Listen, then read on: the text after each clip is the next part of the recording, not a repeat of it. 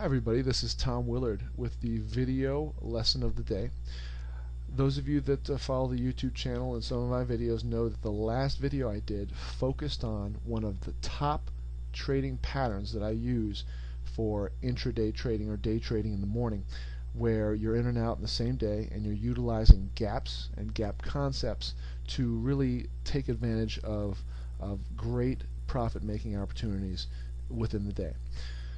Most of you out there are swing traders or investors, people that want to buy and hold overnight. You have other jobs, occupations that you like to do. So I wanted to do this video on a swing trading pattern that's one of the top ones that I use, and really teach you in about 3 to 4 minutes here how to see it and identify it. Now, in a nutshell, this is a daily chart. Okay, and in this daily chart is what your bread and butter from a swing trading perspective. And defining swing trading is simply buying and holding an issue overnight, typically for a week up to multiple weeks on end, depending on the pattern you're seeing, and of course your targets and how you manage your trades as they become profitable. In this particular case, we've got a daily chart, so each candlestick here represents one day of trading. Okay, and so you'll see here that this particular issue based for 9 days. You'll see 1, 2, 3, 4, 5, 6, 7, 8, 9 days.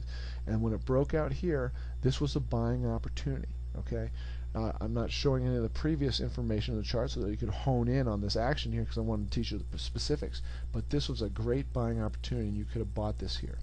Now, this move it made went from this location where you got in to this location where it topped out and started to retrace. Okay, so that is the overall move of this particular, this recent move, which was what, 3, 6, 7, 8, 9 days as well. Okay, now when it starts to retrace is when you got to start watching this. If you see this as a stock or an issue that you like, that you, for whatever reason, it's uptrending and it's something that you want to look to buy and you want to get in on, watch these retracements. You don't want to be buying when they're up multiple days. You want to be buying when they're pulling back, because as most people know, issues, stocks, commodities, they don't go up or down in a straight line. There are always pullbacks or retracements, whatever you want to call them, against the overall trend.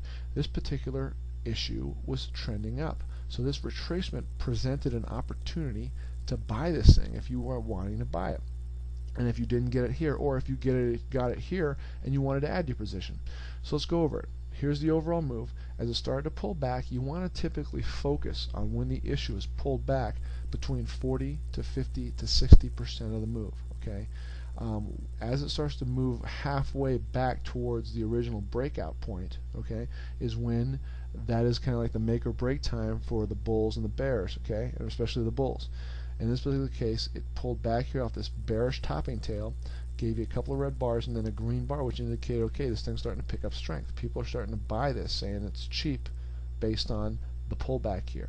And you'll see that the retracement, if you eyeball it, between the high and the low and the overall first move is about 40%, which is exactly right in that same range I told you. Look between 40 to 50 to 60%. Okay, obviously 35 to 65. It doesn't have to be exact. A lot of people try to get too exact. But retracements of about 50%, if you want to throw that dart right in the middle, is what you need to be focused on. Here's your beautiful buy point, right? After this little green bar, you buy it right above this high, you put a stop here, your first target is this previous high, and you can see that it really rocketed through it and pushed higher. Now, typically the way I buy and sell, a lot of times I'm on the selling side, is in pieces. So I would sell part of my position here and then look to trail stop or ride this thing higher based on what you're seeing for this particular issue's chart on this daily chart that's over here to the left that's not being shown. So if there are resistance points up here, that's your secondary, and you have tertiary targets up there. Okay, but that in a nutshell is how you, as an investor or a swing trader, get on these issues that are running. Don't chase them here. Don't be buying them here, okay, and suffering through this pain. Let them pull back, give you an ample opportunity to use the Fibonacci retracement concepts, okay, of about 50% as a guideline to say, okay, this thing's pulled back about 50%. Are there signs with the candlesticks and with the behavior of the stock in that day that's giving me the idea that, hey, this is now a time to buy? And of course, there are many other factors, such as the market environment, which we are turning, it seems like, a little bit more bearish now. Speaking to you in early June here, 2011.